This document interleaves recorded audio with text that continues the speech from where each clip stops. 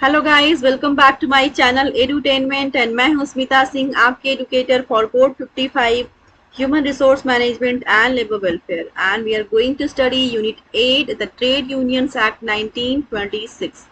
सो हम यूनिट 8 से द ट्रेड यूनियन एक्ट 1926 से हमने काफ़ी सारे टॉपिक्स कर लिए हैं।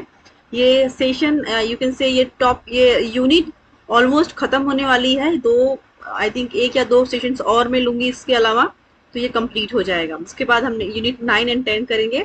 इसके पहले मैंने यूनिट 1 to 7 कराया हुआ है। अगर आपने उन सेशंस को, उन यूनिट्स को नहीं देखा है मेरे चैनल एडिटेनमेंट पे, तो आप देख सकते हैं उन सेशंस को भी। एंड आई होप वो आपके लिए बेनिफिशियल होगा एग्जाम पर्सपेक्टिव से, और that those all contents will help you out in your preparation, to boost your preparation you can say. So मैं आपको स्लाइड पर लेकर के चल रही हूँ जहां से हमें आज का ये सेशन स्टार्ट करना है। लास्ट सेशन में बात की थी इक्वल रेम्युनरेशन एक्ट की। अगर आपने उस सेशन को नहीं देखा है तो देख सकते हैं। एडवाइजरी कमेटी क्या होती है, किस सेक्शन के अंदर आता है, क्या इसका वर्क होता है एडवाइजरी कमेटी का, और अथॉरिटीज क्या है, इंस्पेक्टर का क्या होता है, काम क्या होता है किसी भी फैक्ट्री में, किसी भी स्टैब्लिशमेंट में, इनकी भी बात की थी हमने। ऑफेंस बाय कंपनीज, क्या ऑफेंसेस होते हैं कंपनीज के अंदर और क्या किस सेक्शन के अंदर आता है ये ऑफेंस बाय कंपनीज, इन सब की बात हमने की थी लास्ट सेशन में। मिसलेनियस के अंदर हमने बात की थी इंस्पेक्टर्स की। उसके अंदर हमने टॉपिक्स देखे थे, क्या क्या चीज़ें क्या क्या होते हैं, उसके मेन पॉइंट्स हमने देखे थे। पेनाल्टीज देखी थी हमने। सो आज हम बात करेंगे the payment of bonus act 1965। क्या है पेमेंट ऑफ बोनस एक्ट 1965? सो सबसे पहले मैं स्टार्ट करूंगी विद थ्योरी पार्ट। पहले पढ़ेंगे, उसके बाद समझेंगे, right. So the right to share in the profits of an industrial undertaking was conferred on the workers under the Payment of Bonus Act 1965. The Payment of Bonus Second Amendment Act 1980 provided for payment of a minimum bonus of 8.33% of annual wages, irrespective of whether there is allocable surplus or not. Bonus up to maximum of 20% of the annual wages is payable under this law in accordance with the prescribed formula. So क्या कह रहे हैं, जो payment of bonus act 1965 है, इसके तहत जो minimum bonus provide किया जाता है किसी भी इम्प्लॉय को एम्प्लॉयर के द्वारा, सो मिनिमम जो क्राइटेरिया है दैट शुड बी 8.33%। मतलब 8.33% से कम बोनस नहीं प्रोवाइड कर सकते हैं एज एन ऑर्गेनाइजेशन। तो जो मिनिमम क्राइटेरिया होता है एटलीस्ट उसको तो रीच करना ही करना है, चाहे आपका इंडस्ट्री का मतलब एनुअल इनकम, मतलब जो प्रॉफिट एंड लॉस होता है, तो प्रॉफिट हो ना हो, आपको मिनिमम जो बोनस है एम्प्लॉय को देना ही देना है, that is 8.33%। Maximum as per your profit, as per the revenue. अगर ज्यादा प्रॉफिट हो रहा है, ज्यादा रेवेन्यू हो रहा है, ज्यादा टर्नओवर हो रहा है, तो as per the company norms and surplus, allocable surplus, maximum 20% bonus provide कर सकते हैं of the salary of the amount which is payable to the employee. So maximum 20% होता है, मिनिमम 8.33% होता है। ये क्वेश्चन एग्जाम में पूछा जा चुका है प्रीवियस ईयर में, कि जो मिनिमम एलोकेबल सरप्लस के तहत जो मिनिमम बोनस होता है कितना प्रोवाइड किया जाता है किसी भी एम्प्लॉय को, दैट इज 8.33%, और मैक्सिमम क्या होता है 20%। सो ये आपको याद रखना है।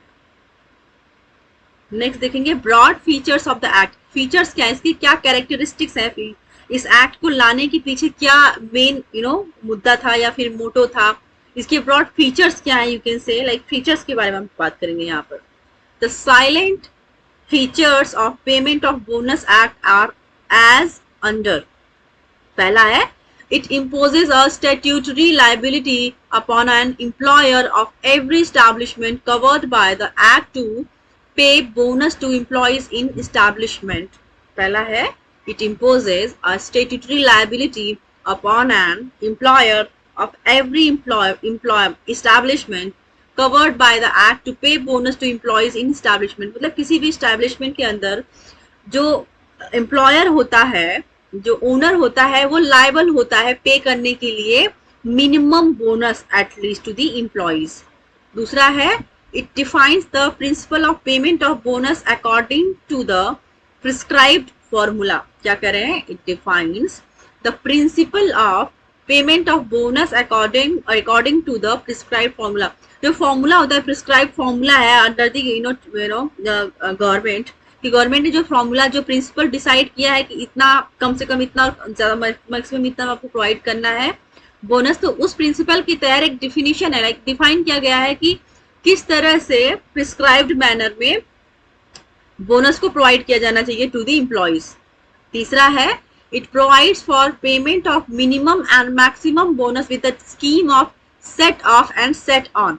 सेट ऑफ ये होता है कि जहां पर प्रॉफिट नहीं होता है, सेट ऑन वो होता है जो आप जहां पे एलोकेबल सरप्लस होता है, और एलोकेबल जो एक ईयरली, जो सपोज एम्प्लॉयर को ले लीजिए, एम्प्लॉयर का कितना प्रॉफिट हुआ कितना लॉस हुआ, प्रॉफिट को ऑब्वियसली प्रॉफिट हुआ और वो नेक्स्ट ईयर के लिए कैरी फॉरवर्ड हो गया, मतलब अमाउंट जो कि एलोकेबल सरप्लस के अंदर आता है और वो प्रॉफिटेबल अमाउंट है, राइट। सो अगर वो जो अमाउंट जो नेक्स्ट ईयर के लिए कैरी फॉरवर्ड होता है उसको सेट ऑन बोलते हैं, क्योंकि वो एक्स्ट्रा अमाउंट है जो कि नेक्स्ट ईयर के लिए प्रॉफिट में नेक्स्ट ईयर के लिए कैरी फॉरवर्ड हो गया, कि इस ईयर का इतना प्रॉफिट था और ये प्रॉफिट अब नेक्स्ट ईयर में इंक्लूड होके कैरी फॉरवर्ड हो जाएगा, तो वो हो गया आपका सेट ऑन।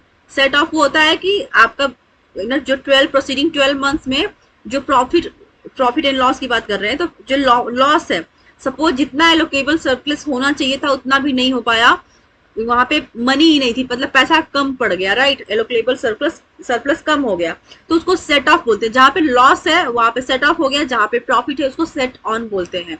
तो set on and set of के तहत, सपोज सेट ऑफ की कंडीशन में है एम्प्लॉयर, राइट, प्रॉफिट नहीं हुआ, नेक्स्ट ईयर के लिए कैरी फॉरवर्ड होगी, चीजें होंगी, तो जो नेक्स्ट ईयर के लिए कैरी फॉरवर्ड हुआ कम से कम, मतलब वो ये है कि कंपनी माइनस में चल रही है और वो माइनस भी नेक्स्ट ईयर के लिए कैरी फॉरवर्ड हुआ है, तो कोशिश ये रहती है कि इस ईयर में हम अच्छा करेंगे ताकि पिछला जो सेट ऑफ था, मतलब जो पिछले ईयर में हमने लॉस उठाया उसको भी कॉम्पेंसेट कर दे। मतलब कंपनी का जनरली यही मोटो रहता है कि लास्ट ईयर में सेट ऑफ हुआ है तो इस ईयर भी इतना अच्छे से करें काम, इतना अच्छे से कवर करें कि वो बैलेंस हो जाए। तो वो बात की बात चीजें होती हैं, जब नेक्स्ट ईयर अगेन कंप्लीट होगा तब देख पता चलेगा कि उन्होंने पिछले ईयर को मतलब कॉम्पेंसेट कर लिया कि नहीं कर लिया, बैलेंस आउट कर लिया कि नहीं कर लिया, अनदर चीज है। लेकिन सेट ऑन सेट ऑफ यही होता है कि जब प्रॉफिट में होता है कंपनी, प्रॉफिटेबल सरप्लस ज्यादा होता है और जो नेक्स्ट ईयर के लिए कैरी फॉरवर्ड होता है that is called set on, और जब कंपनी माइनस में होती है, राइट, सो वो माइनस जब नेक्स्ट ईयर के लिए कैरी फॉरवर्ड होता है दैट इज सेट ऑफ। चाहे सेट ऑन की कंडीशन हो चाहे सेट ऑफ की कंडीशन हो, दोनों ही कंडीशंस पे बोनस प्रोवाइड किया जाना चाहिए to the employer. So minimum set off की कंडीशन, जो मिनिमम एटलीस्ट जो कंडीशन है कि 8.33% पे किया जाना चाहिए, तो वो एटलीस्ट पे किया जाना चाहिए।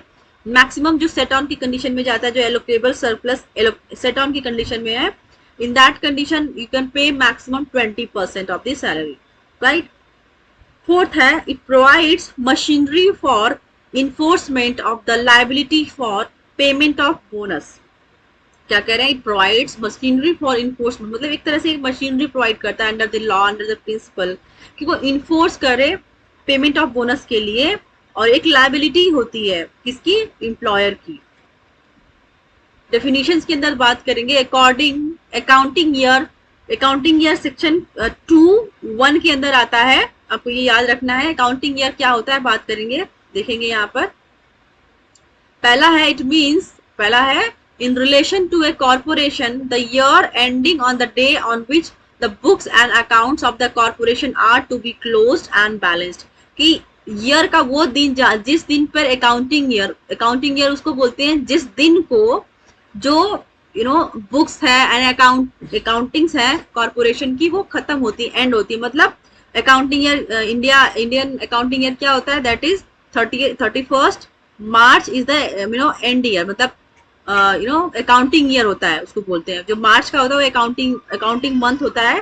अकाउंटिंग ईयर होता है कि जैसे जो 31 मार्च से एंड होता है, 1 अप्रैल से स्टार्ट होता है, वो होता है हमारा accounting year, right. So accounting year जहाँ पे आपका ईयर खत्म होता है उस डेट को आप अकाउंटिंग ईयर बोलते हैं। तो एज पर दैट चीजें कैरी फॉरवर्ड होती हैं, राइट, चाहे वो सेट ऑन की कंडीशन में हो या फिर सेट ऑफ की कंडीशन में हो, राइट। दूसरा है, सेकेंड लाइन देखेंगे, सेकेंड लाइन का लास्ट देखेंगे, second, in relation to a company the period in respect of which any profit and loss account of the company laid before it in annual general meeting is made up whether that period is a year or not. क्या कह रहे हैं? In relation to a company, the period in respect of which any profit and loss account of the company laid before it in annual general meeting in made up whether that period is a year or not. The third है, in any other case the year commencing on the first day of April, or if the accounts of an establishment maintained by the employer thereof are closed and balanced on any day other than 31st day of March. So मैंने बताया कि जो 31st day of March होता है वो होता है आपका and year of the accounting year, और फर्स्ट डे होता है अकाउंटिंग ईयर का, that is 1 April, right?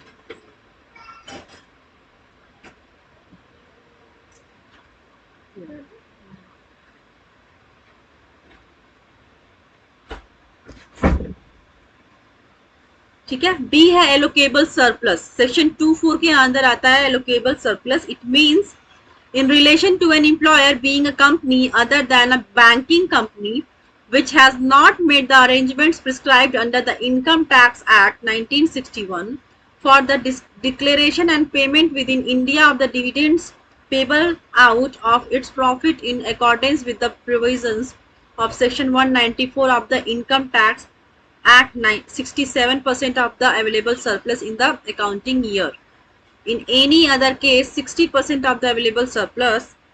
Thus, the allocable surplus is the worker's share in available surplus. It is the amount available for distribution amongst the employees in the relevant accounting year.